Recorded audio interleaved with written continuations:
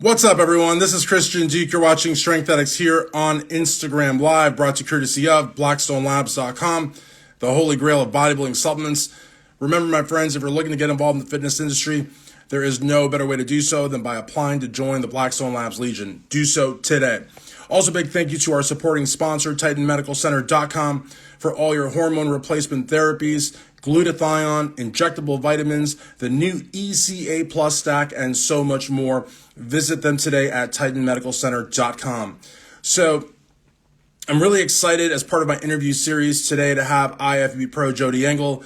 I've known Jody for quite some time here in Louisville and throughout Kentucky. She's probably one of the most recognizable athletes, known for her work ethic, known for her tireless pursuit of the IFBB Pro card. She is honestly one of my favorite athletes and one of my favorite humans on earth. So it's going to be fun. We're going to talk about a lot of things, and last week's interviews were amazing. So be sure to check those out at Strength Addicts IGTV and also on YouTube. So we're going to bring Jody on here, and we're going to have a great conversation. I hope you guys enjoy it. And be sure to post questions. I'm terrible at reading questions, but, maybe she'll actually see them. I'm really have no business asking you to post questions, but hopefully we'll see them. What's up? Hey, man. How's it going? Real life. It's doing all sorts of craziness. I know, right? Let's get this going here. See, My setup, it's funny, my setup is like tubs of pre-workout powder. So I actually left my tripods and all that in Miami, so it's fun. oh my God, you could see the corners of my kitchen. I have I probably can't see the top of your head. You gotta sit back a little bit. Hold on. This is crazy. Okay, good. I'm gonna sit back too. This is wild. I'm wearing the pastel Crocs. Nice. Dylan, totally Well, thank you so much for doing this. I appreciate it. And anything for you. yeah, you're one of my favorite people. Like, seriously, we've been through a lot, and I think that you're definitely. First off, I'm so proud of you for getting that pro card, and yeah, a lot of people get it, and it's like kind of like one of those things. It's just like, bound to happen. But man, you like worked so hard for it, so hard for it, and It was a blast though. Like, I mean, I honestly didn't know if I was going to get to compete in 2020. Nobody knew because COVID, Yeah. So there were so many people that, like, we all kind of started prep at the same time. And then by the end of it, I was the only one that still stayed in prep for 11 months.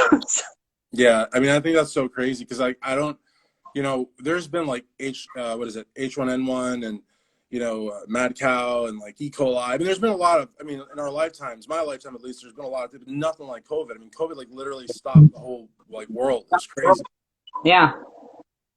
And I mean, now you've got shows like even in 2021 that are like, you got like Chi-Atlanta, you've got Chicago and Atlanta, and you've got like New York and Tampa, and like Nationals moved and the Olympia moved, and it's like, the Nationals moved like, it was like 6 weeks, and I went ahead and like booked for Miami because that's where I always knew it was at, and that was venue. And I mean, I booked Airbnbs, rentals, everything.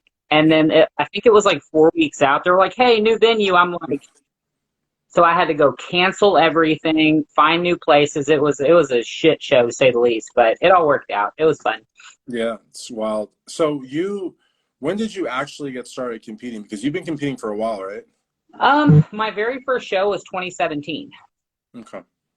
So yeah, I did my first show, and that was Dave Bowers. Actually, the show that just happened this past weekend, the Midwest Battle of the Champions. It was before it was the Indy Pro. I did that one, and I came in third, and I caught the bug, as we all do, And I wanted to go back to that show the next year, and I wanted to win. I wanted to win the overall so bad. Yeah. And we decided to do a warm-up show 2 weeks before that show the following year. And I took the overall at the Indiana Muscle in Evansville, and then I won my class, and then I went back to the Midwest Battle of the Champions and won my class and took the overall there too. So that's crazy. I love that haircut you have, by the way. Is it hairstyle or haircut, whatever it's called? You look really good. I like it a lot. See, it just kind of does its own thing, and I just let it do it. It's fine. Definitely, definitely. So, when you got started, I mean, like, you had Next Level in your corner, right? You were part of the Wrecking Crew. You Yeah. were working with Steve Weingarten. You were working out. Were you at the factory at that time, or where were No, you? it was mainly out of LAC J-Town. And then back when I first got started, that's when the factory was off Firstborn. And I think I'd gone in for like one or two times for Steve to look at me, but I was so intimidated by that gym. And now, you know, Yeah. so things changed. But yeah, I didn't really frequent the factory a lot back then just because it was a bunch of real big bodybuilders that made me nervous. And in my mind, I was like, I'm nothing like these people. They're going to make fun of me, So I just kind of stayed to myself. And then come to find out, you would actually outwork pretty much everybody there. So, I mean, that's like pretty damn cool. What was it like working with Steve initially? Did you guys like gel immediately, and did you know like immediately what division you wanted to be in, or was it kind of like a process of trial and error? No, actually, I had no idea what division I needed to compete in because Steve helped me a lot because when he first met me, I feel like my body fat percentage was like mid 30s. I'd lost a whole boatload of weight during my weight loss journey, but I was skinny fat. All I knew how to do was cardio. I'd really never been to the gym, I ran and that was it. And I was like, am I going to be bikini or because the guy I was dating, I remember going to his shows and it was like I saw bikini girls and the divisions didn't make any sense to me. And he was like, yeah, no, you're probably not going to be a bikini competitor. And he was like, I think it's going to be physique. Personally, he's like, could be figure. We'll just kind of see where you're happy. And I ended up deciding physique because I liked the idea of going on stage barefoot. Because, yeah, every woman likes to rock heels, but I don't. I look like a newborn gazelle trying to run around in heels. So Right. no, I'd rather be barefoot and get to show off quarter turns are cool, but I really like going through mandatory poses and For having my. sure. Yeah, and I mean, in terms of muscular women, I mean, there's a few in Kentucky, but I wouldn't say a lot. I mean, there's Monica Hornbeck, who's a pro. There's Donna Williams Salib, who's a pro, but Yep. but there isn't like a ton, right? Mm-mm. No. And and so you got started, and it sounds like you did really really well at some of the smaller shows. It sounds like you were getting like overall titles, and would you say what would you say was the turning point for you? Like I like to think it was junior nationals where you were top three. Yeah, But it was. That's when it was pro card or bust for me because after I won my overalls, I was like, maybe I could do nationals, that'd be cool. And I set my first goal was top 10 at nationals, or national show. And then as we were getting through prep, Steve was like, Jody, I don't think you understand what you look like. And so then I was like, okay, well, if I can get top three, then darn it, I'm meant to be there. And my first time out of nationals, I got top three. But so no, at that point, knowing how it felt, because I got moved to the middle for a second, and then we turned to the rear, and I lost it because my glutes and my hamstrings have always been a lagging point for me because my back is so overbearing. It's my dominant muscle group. And the moment they moved me, it was that feeling like I placed top three. I should be proud, and I am looking back on it. Mhm. But I was destroyed. I was like, no, because how good I felt dead center, I wanted to feel that. And there was nothing that was going to stop me from feeling that again. And so I set my sights on, I did USA's in Vegas. But that I was top five there, and that was great. Honestly, I had a better time at that show than I did junior nationals where I placed better because I did that one for me. I picked that show. It was more of an internal victory that I needed at that point. So, but now 2020 came rolling around January 1, and it was all gas, no brakes. I just had no idea that I was going to be prepping for so long. And it, it did a number on me. For sure, for sure. But I mean, you're somebody that, and I'm gonna actually was gonna ask you about the posing clinics in a second, but after junior nationals, though, that was like a pretty tough time for you, right? In the sense of, you know, moving on from Steve and trying different coaches. I mean, Yeah. that's got to be very difficult for an athlete, especially that's been with a coach for a long time, I would think, right? It was a hard conversation because like I love Steve. Like to this day, I have no ill will towards Steve. I have no ill will toward anyone. I just knew that like there was something in me that was missing, and I don't even know if it was necessarily Steve. I don't know if it was. I mean, I tried so many different new things, and I didn't really coach hop, but I needed something at that time that I wasn't getting. And so from Steve, I went with James Brown, who took me to Vegas, and then I kind of did my own thing in my off season. After that, just chilled out, like enjoyed life a little bit because those that really know me know how hard I prep. I mean, I might sleep 2 hours a night because I work 15 hours a day half the time. And you're Um, a mom. yeah, and I'm a full-time mom. Yeah. So yeah, I kind of chilled out. I enjoyed. I went and did, things that you can't do in prep. And then 2020 rolled around, and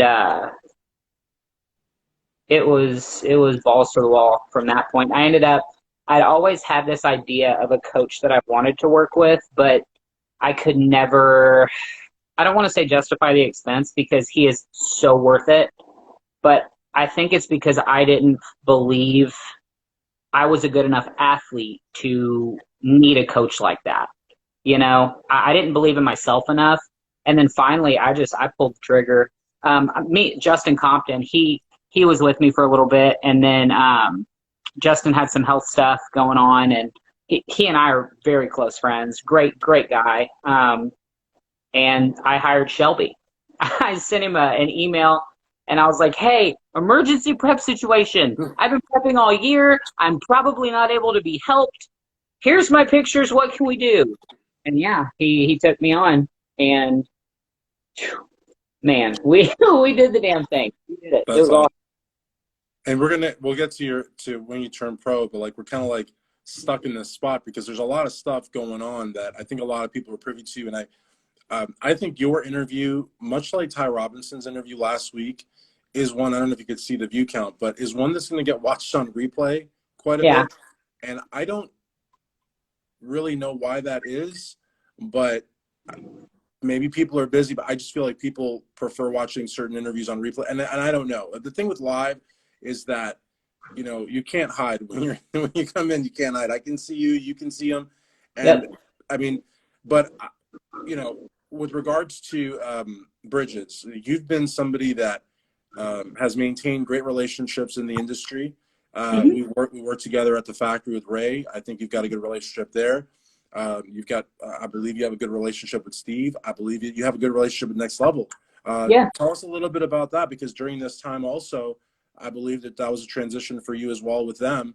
it was. But you were with the Next Level camp and with the All Max camp, and maybe talk a little bit about, Sean and Amy, and of course, John Chaney, who's a very good friend of yours and the franchise owner of Yeah. Next Level. Yep, and it was difficult because around that time of transitioning from coach to a new coach and figuring out what I wanted to do, then Next Level made the decision to part ways, and it's totally fine. Still love Sean and Amy. Business things happen, and then shortly thereafter, I've been with Allmax about 18 months, and they parted ways with me as well. So it genuinely felt like everything was just coming crashing down all at once. But I still have Allmax products. Like I still take their stuff, and I still shop at Next Level. I mean, I don't even want to pull my receipt transactions, how much money I spend in that place. I love Sean and Amy. I have no ill will toward anyone, nor Steve. And I love John Chaney. He's been a close friend to me forever and a day. We don't get to talk nearly as much as I'd like, but he's a franchise owner and I'm a finance manager, so we don't really get to link up a lot. But no, I have no ill will toward anyone. It was just in that moment, it was like everything that had become normal to me and like comfortable was gone. And I'm like, what the hell is going on? Like, and then at that point, I kind of took it as, well, I didn't win. So maybe that's why nobody wants to have Jody on their team anymore. And I took it a little personal for a bit. I was a little butthurt, I'm not gonna lie, but I never was I'm not a vindictive human. That's not in my nature. But there for a bit it was rough. But when one door closes, other doors open, and I'm really grateful for the team I have now too. Right. Well, I mean, for me, as you know, like I no longer do contest coverage, and I don't really talk about it too much. But yeah, like you said, when one door closes, about several open, and I'm sure, like, and I can't speak for Sean and Amy because I don't know them like that. I mean, we're cool. I hugged it out with Sean. I was actually in the wrong when we had our thing because I was wanting to be like Mr. NPC guy, and I still believe in the NPC, and they're awesome. But I was just like a little bit crazy about it, like. Go figure, me being crazy, right? But like the level of support though that they had for you, I think is really unparalleled. I think the level of support that they had for you, at least from what I gathered, looking from outside, was probably up there with Sarah Barnett and Kevin Johnson. I mean, they really, really were in your corner, Yeah. really believed in you, very, very vocally. And so, like I said, I can't speak for them, but I'm sure it wasn't an easy move for them either. It was Yeah. probably pretty tough on both ends. Yeah. So, Yeah. but with regards to going pro though, I wasn't surprised. I was surprised. To be honest with you, I was surprised that it took as long as it did, but I wasn't surprised at all. What was that like for you though? I mean, like, and I know, like, I wanted to be there and I couldn't because like this was such a horrible year. But I Yeah. know for you, it's important to have your core there. I know your sister also competed at one point. I don't think she competes anymore, but she also looked fantastic. But what was it like for you, like getting that card after so long? And again, people are saying, well, you were competing only since 2017, but it was a long road. Yeah, it was. Honestly, I don't think I will ever forget that day for the rest of my life. It was I had my very best friend with me. Her name's Ashley. Actually, I call her my wife. She was with me, and I was so nervous. I mean, between video calls with Shelby, me not thinking I was good enough, and he's like, "What the hell is wrong with you?"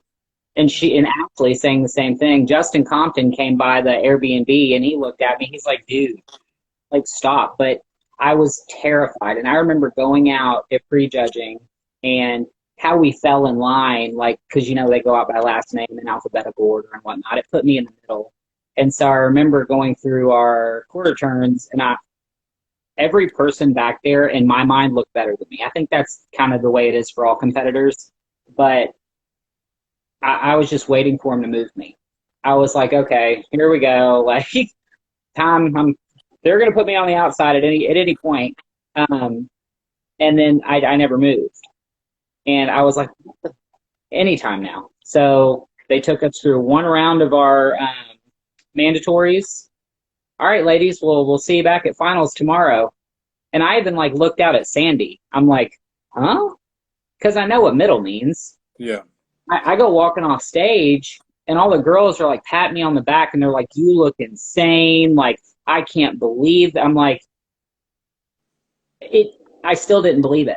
I was like, no, nope. And Ashley told me, she's like, nothing set in stone. She's like, but I told you it was your time, and it didn't dawn on me until I saw the pictures when they went up online that I was like, because you never see yourself how you are.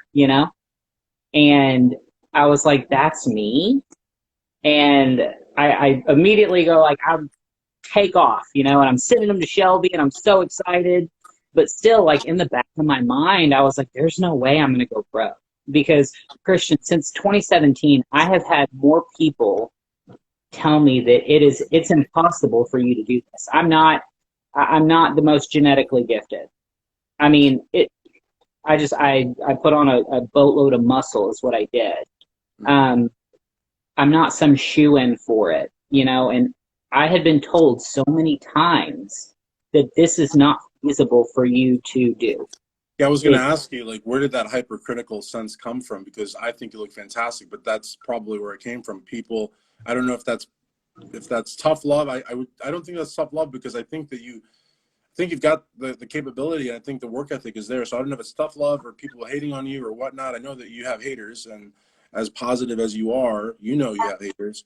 But Oh, I definitely do, and that's okay. You know, I think everybody, people tend to not like what they don't understand. You know, and that's okay. I'm different. It's cool. But no, it was just, I mean, God, I've had more criticism given to me than I care to even talk about. I mean, from family members, from you name it. And it's cool. If anything, it's like I remember my own father every year before I compete, he says, so what happens when you don't win? And my answer at that point, well, what it always used to be was, then I'll keep working until I do, you know, and until it's my turn. But this year, leading into, or not this year, but 2020, leading into nationals, he said the same thing. So what happens when you go out there and you do all this and put all this time in and you don't win? And I looked at him and I said, that's not an option in this program. It's not going to happen. I'm going to do everything in my power to ensure this doesn't happen. I'm going to win. And I was confident, yes, but I saw those girls and I was like, because it doesn't dawn on you the level of, I mean, amazing athletes that you run into at a national show. So, no, it was hearing my name called on that stage at finals. I almost broke down in tears, but I couldn't, because literally I was Class D, and then they were bringing us all right back out for the overall. So I couldn't lose it. But I knew that it took everything in me not to lose it right there, because my son was at home watching the live stream, and I'd sent him the link and I paid for it so he could watch. And like, I knew he was sitting there and he was so proud of me. Like, he called me, he was crying. He's like, Mom, you said it. You said you were going to go win and you won. Like, I have chills right now just even thinking about it. that's Like, awesome. yeah, I'll never forget that day. Because, yes, it was amazing for me, but it was also a lesson for my son, too. Like, when you Absolutely. say you're going to do something and you set your mind to it, there is nothing that is impossible. You can do anything. For sure, for sure. And has anything changed since you've gone pro? Have folks that maybe, I don't know, didn't believe in you, or maybe didn't say hello to you all the time, like how has, I don't know, how has that changed? Yeah, I came back and people that never really had anything to do with me before. Mm. All of a sudden, I've always been, oh, I'm sorry. Okay, okay, you're Can you hear me popular. now? It's good. I Um, can hear you. It's perfect. People that didn't like maybe like show you the love before, do they start to show it to you all of a sudden? they did. All of a sudden, the Jody bandwagon got pretty long, and it was cool. Don't get me wrong; like, it made me feel good, but I'm not somebody that, it makes me really uncomfortable whenever people try to get close to me really quick, because I have been such a loner in this sport for so long. Mhm. And so it was more of a like, you weren't there when everybody talked shit. You weren't there when, I mean, people blatantly told me to my face how awful I looked, and oh, you've taken it too far. You're a fucking freak. Like, all the mean shit. You weren't there for that. So why do you want to be here now? And you You might have know? been saying that also. Right. Right. Yeah, which is, And yeah, I mean, I think that's pretty telling too. I mean, I think it, but you know, sometimes people can like totally like flip the switch, you know, flip the oh, script with a straight face, and it definitely happened. And I mean, I'm always very cordial to anyone who right, speaks with me. I'm very nice, very friendly, but I mean, I'm a very good judge of character too. And so for I sure. keep those close to me. They are everything to me. And all those people know who they are. But the only other thing that I think I could say that changed, I always thought like going pro was like, that was the end all be all for me, you know? And then once I got my pro card, I would have the confidence.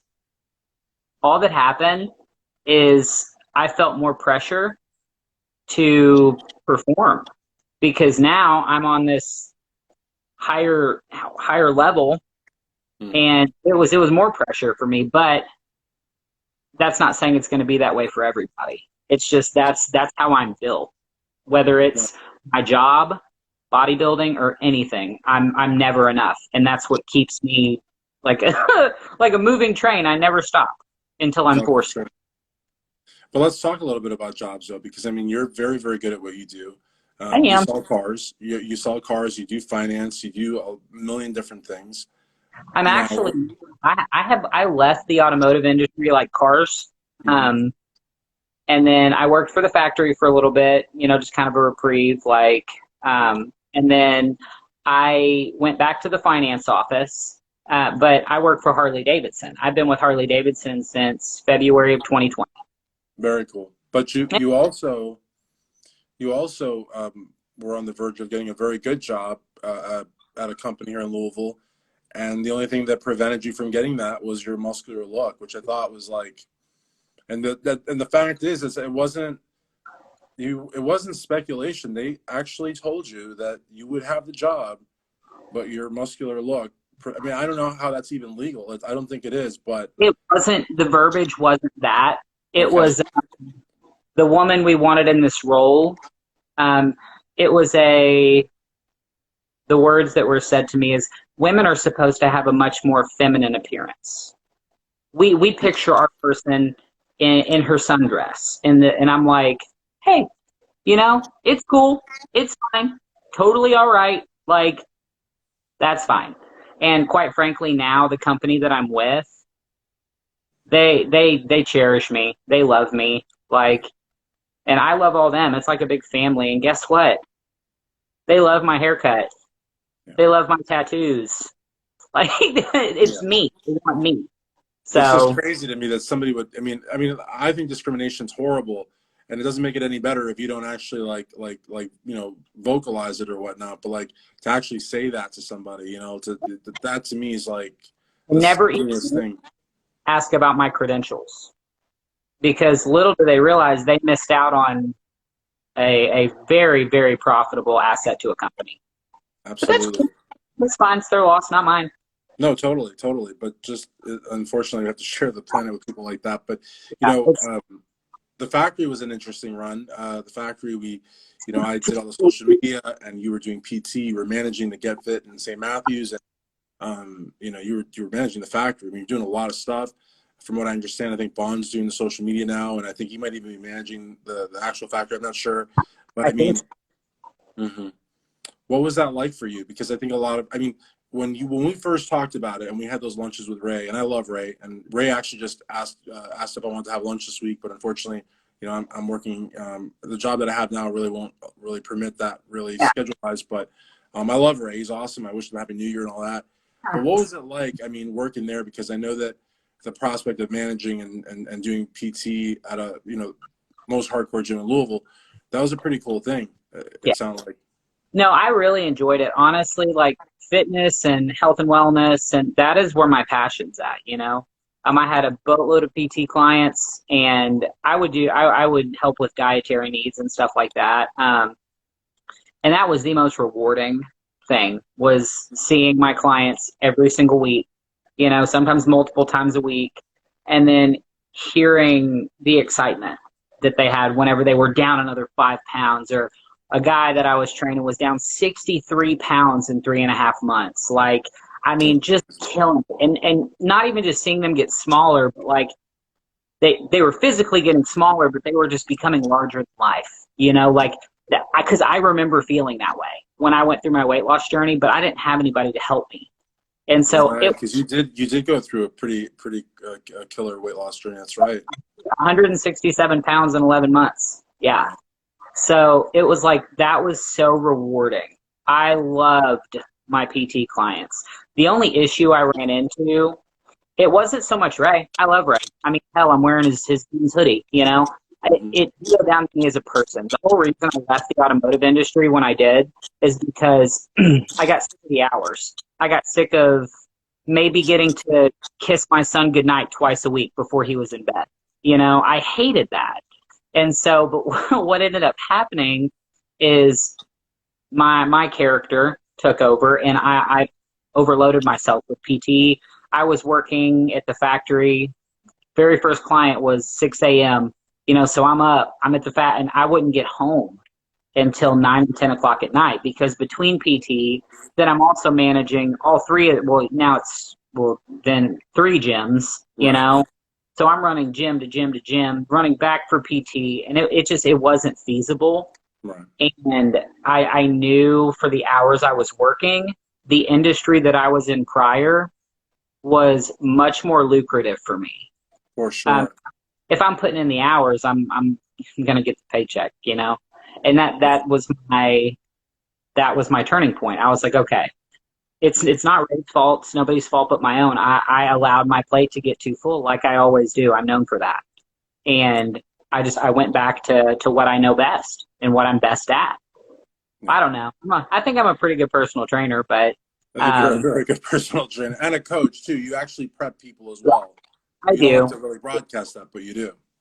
Yeah, that's just because I'm not somebody that I don't want 30, 40 clients, like I'm picky because I hold people to the same standard that I hold myself.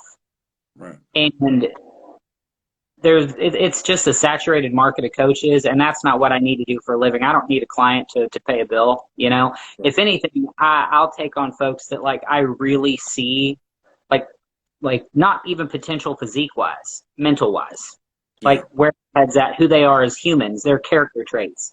I connect with people that way. And if I see similarities between us, I'm like, yeah, let's do this, Yeah. No, I agree. And I really like Ray a lot too. I mean, I think we went out to lunch, the three of us, like 3 or 4 times, and always had a good time. I think he's, me personally, like, I think the factory's a gold mine. I really do. The Get Fits, I think, were challenging. The one in the Mm-hmm. Highlands, I think, is a good one. But the one in St. Matthews, the writing was on the wall. As soon as Planet Fitness comes in, I mean, I've got a Planet Fitness membership, so I'm not going to be a hypocrite and, like, throw shade at him. I like Planet Fitness, but can't compete with that. I mean, I don't care how great your gym is. Remember that? What was that piece of equipment that he had at St. Matthews? Like, what was like it had like, The remember in back the center? piece. Yeah, Oh, that was the, amazing. I mean, that was like $30,000 or something. It was like the most. yeah. It was amazing. But I mean, Yeah. people don't appreciate that. No offense to the members, but like people don't really appreciate something like that. You'll never see that in any other gym in the That world. big piece of equipment is for a very specific demographic and training. And Hmm. majority of people don't do that type of training. I mean, Right. bodybuilders don't really do that. The general public doesn't. Like that would go great in like a CrossFit gym or like Yeah. someone who wants to train like American Ninja Warrior. Now, Right. granted, Yeah. That was shit, there's no way my fantastic. dick is going to swing and do all that craziness. I'll kill myself. No, for sure. And I never would have had the factory thing if it wasn't for Steve. I mean, Steve really put me in touch with Ray, and then I never would have done what I did at the factory without you. And it was just like, it's really good. As I get older, as more salt goes in there than pepper, I'm More just starting to wisdom. realize it's good to keep, huh? I said all that is wisdom. Oh yeah, as wisdom. Yeah, I'm starting to I'm trying to keep these bridges, intact and such. And with Ray, it's not hard. Ray's a straight shooter. Steve's a straight shooter. But other people it can be challenging. But You can. yeah, but it's like I mean I think I'm in a good spot. I really do, and I think you're in a good spot. But the only thing is your health, though. That's got me a little concerned because you've been through some pretty invasive surgery. So what's been going on with you on the surgery front?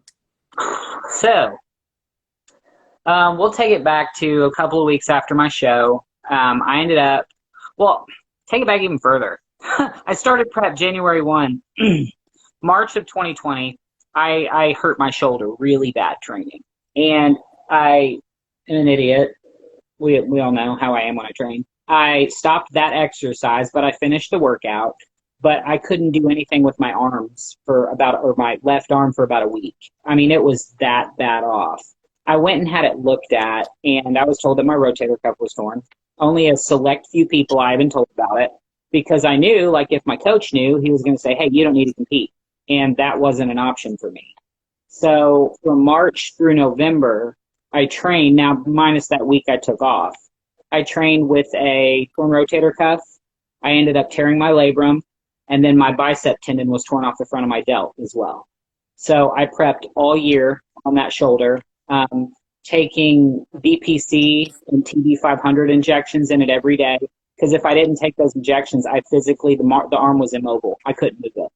So prepped on that. And then I got to feeling kind of, I mean, prep's hard on your body, you know, and I don't, but I'll take your word for it. Yeah. okay, well, any athlete that watches this back, they understand. At the end of prep, if you feel good, you have a prep right, you know. And I mean, I felt rough, you know. I mean, but after 11 months, what can you expect, you know? And so I just told myself the typical, oh, you're being a pussy, you know. Do more. Oh, just because you want to leave the gym now, go and do an extra set because you're being a baby. So what it turns out after my show, I got home and I mean, I enjoyed some food, nothing too crazy. I hadn't even gone up like a pound since I was on stage, but I felt so bad. I went right back to work, you know, and then I went to work on a Saturday. Saturday's a busy day in motorcycle world.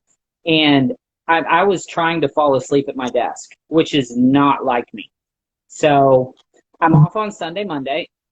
I slept, and my son was actually, I believe I can't remember where he was at. He was either a little friend's party or at my parents' house. I slept from the moment I got home at 8:30 p.m., didn't even shower, went straight to bed, did not wake up until 2 or 3 p.m. the next day. And I mean, I was groggy. I felt horrible. And I had some low back pain going on. And I was like, oh, maybe I slept weird. Well, that low back pain got worse and worse and worse. So slept, ended up going back to bed, and then slept all through the night, Sunday night, took my son to school Monday morning. And then by Monday mid-afternoon, my low back pain was so bad, Christian, I couldn't, it hurt to breathe. It hurt to lay, stand. I was in pure agony. So I'm not somebody that likes to worry anyone. So I ended up calling my mom, and I was like, hey, this was early evening. I was like, could David maybe stay the night there tonight? I'm not feeling too hot. I'm going to go get myself checked out. Like, I don't feel good. And my parents tell me I don't do doctors. Don't go to the doctor's office. No. So she was like, okay, yeah, just keep me updated, keep me posted. I went into the emergency room, and they didn't even have me fill out forms. They immediately put me in a wheelchair, took me back. I ended up, long story short, I had rhabdomyolysis, and I was in stage 3 kidney failure. Yeah. So you're young too. I mean, that you don't hear, you know, how old, I mean, I shouldn't ask you, but how old are you? I just turned 30 in February. That does not happen to people that young. Yeah. I mean, that's just unheard of. Yeah. So stayed in the ER, went to ICU, all that. They got it to a point where definitely better, you know, but what it boiled down to was there were so many factors that went into me having rhabdo. One, I trained on this shoulder all year because rhabdo's muscle waste that is toxic to muscles die. I get it. So I had to do lab work and more lab work, and just I was off work for 5 weeks. They were like, we don't want, there was no training. There was no nothing. I was just either on my couch or in my bed, you know? And that was hard on me because you go from like that high of turning pro to literally like on your deathbed. So the kidneys had improved. And then once I was like stable enough to a point where I could go back to work and everything, then I slowly went back to the gym. I could not go balls to the wall. I mean, I was exhausted walking up 7 stairs to get to my top floor in my house. So really took it easy. But my first day back in the gym, I tried to do something with my shoulder. I'm like, I've been off a while. Like, maybe this thing won't hurt. I could not lift a 5-pound dumbbell with my left arm. So I'm like, okay, now that I'm here, let's now that I'm able to train, let's go get this arm looked at. So Dr. Harold with U of L is my surgeon. He he read my report from a previous doctor. He's like, honestly, I'm so confident. Like, I'm going to go in blind and just fix whatever I find. So I had surgery February the 15th. Fixed everything torn in there, cleaned it out. We did a stem cell aspiration and injection into the joint. But then when he was in there, he found, the torn stuff was an issue, but the biggest problem is I am missing, it's like 40, 50% of my humeral head inside my shoulder socket. I'm 30 years old and I am totally eligible for a shoulder replacement. Wow. Yeah. So that hit me pretty hard. But what it turns out, there was no way we could have known. It's apparent I had birth defects, that heavy lifting and training and literally never taking off days just completely just destroyed it. So I'm doing another procedure this coming week on my shoulder, the 13th, and see if that's going to help. But he and I both agree. I'm 30. I am not getting a shoulder replacement anytime soon. He knows I want to compete. Obviously, I won't be competing this year. My body needs the rest. The rest I've never given it.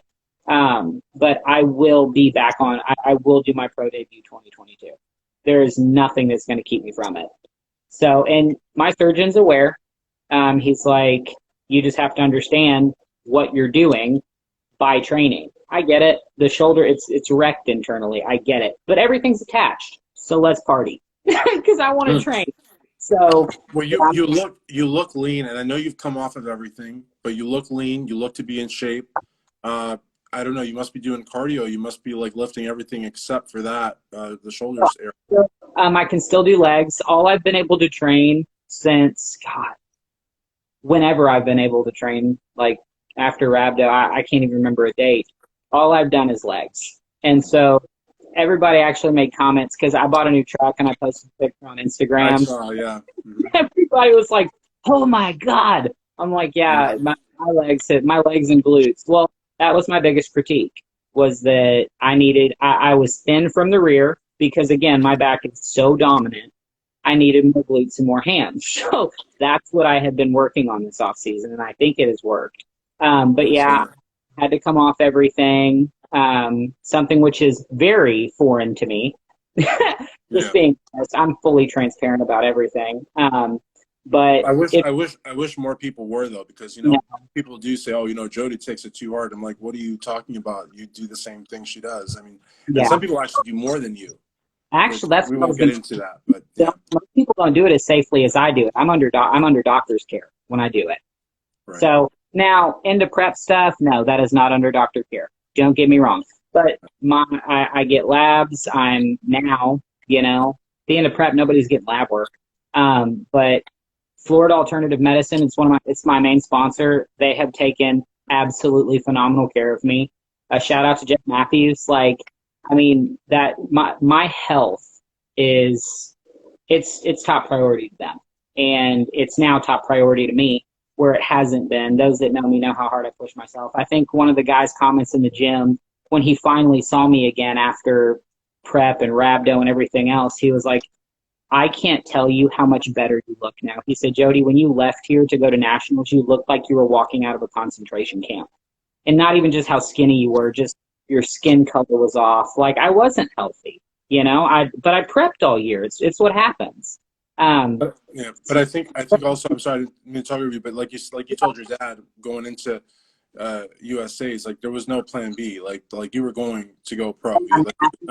Yeah, that's what I told him. There is no plan B here. I'm not going to lose. I'm going to do whatever it takes to obtain and achieve this goal. This is the only thing I've ever wanted that I had not been able to do. And I did it.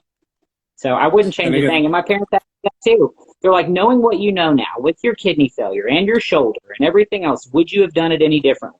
I said, I would have. I would have trained harder because I barely missed the overall. And that's me. Well, that's Ronnie Coleman. I mean, Ronnie Coleman's had 9 or 10 back surgeries. Yeah. And I think when he did his movie, The King, I've 12 times. Have you seen it 4 times? Yeah, I've seen it like a bunch of times too. He said he did the exact same thing. He was the best. I mean, he was the absolute best. And, yeah. So I think, and I think like when you said earlier that you were a loner and that you are a loner, I mean, you really are. I mean, I've never seen you at a single posing clinic ever. I've never seen you at a single one. And I'm sure you've gone to maybe 1 or 2, but you're not somebody that's like, I don't know. You're just very to yourself. You pose only in front of certain people, and at the factory, at that posing room, you were always in there, always like practicing by yourself. I wear this everywhere I go. I'm somebody I don't do. No, I've actually helped with one posing clinic. It was one that Next Level put on. I did help with that, but I've never really. I have people that help me with my posing, and I think getting judges' feedback is great. So I think every new competitor and every competitor should go. I'm just I'm introverted until you know me, and I'm a total extrovert. But I'm just someone that I keep my circle very, very close, and I only trust specific people and their opinions, you know. And I don't want to potentially pick up a bad habit in this pose that then this person has to fix, and then when I'm on stage, I get all screwed up, and it's just always been easier for me to kind of be to myself. If I'm not in the gym, I'm at my house or I'm at work with. So I just, since I started, I've always just stayed to me. Yeah, and I feel like that's probably like helped you along the way as well, and kept you out of like some of the social media wars and so on and so forth. I mean, even when Louisville split in two with the next level camp and then the blueprint camp. I mean, you never really were one of those people that were like in the crossfire, which is good. I mean, your allegiances were clear, but you weren't in the crossfire. It's not a good spot to be in. I've been in there before. I don't like it. Stress is not worth it. The tit for tat's not worth it. Yeah. So I think you've always been good about that. And like I said, I think it's great that you and Sean and Amy are cool, and you and Steve are cool, and you and Ray are cool, and you're cool with everybody. And I think that's a really big part of being a good pro. I want anyone at any time, if they see me out, like if I'm in the gym or something, I just want anyone to always feel comfortable enough to walk up and talk to me. I don't look approachable, but I totally am. I'm probably nicer than 99% of the people in the gym you'll speak with, you know? Mm-hmm. So Yeah, I just always try to keep everybody happy. I want everybody to win. I want to see everyone win. So, no, for sure. You're one of my favorite humans. So absolutely.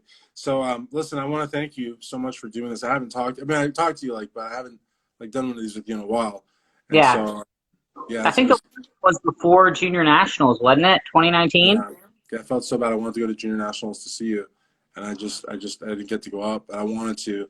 And but I think really honestly, I think that was a turning point for you. It was. And Steve was so proud of you. I mean, he was like telling everybody, and I know like that. But right after that show, like you said, it was like the world came down on you, and it was like so many different things were going on, so many different transitions, and but I feel like, I mean, look, you came out on top, and you're very I'm better for it. I'm definitely better for it now. I mean, you can never see the light at the end of the tunnel whenever you're balls deep in the tunnel. Pardon my language. Right. No, I love your illustrations. They're very I like them. Picture, right? No, it's just always hard to see the positive in it. Even like now, like right now, I can't see what's going to be the best thing at the end of all this crap that I've gone through health wise. But I'm sure when I get to the end of it, it will be clear then what it is. So I'm trusting that. I'm like I always preach, trust the process. Whatever Absolutely. The process is, if it's the prep process, if it's the let your body heal process, just go through it and grow through what you go through. That's it. Absolutely. You're right, King George. That was a great analogy. So, but listen, I really appreciate it. I was been sick as a dog the last few days, so this is the only thing I've done today, but I really was looking forward to it. So I really appreciate it. I want to thank Blackstone Labs, Ted Medical for sponsoring coverage of Strength Addicts. And Jody, thank you so very much. Of course. I love you. Anytime. I love you too. I love you very much. We got to do dinner sometime, probably when I'm not sick. But yeah, anytime. For IFBB Pro, Jody Engel is ChristianDuke, StrengthAddicts.com. Thank you so much. Of course. Okay, bye. Bye.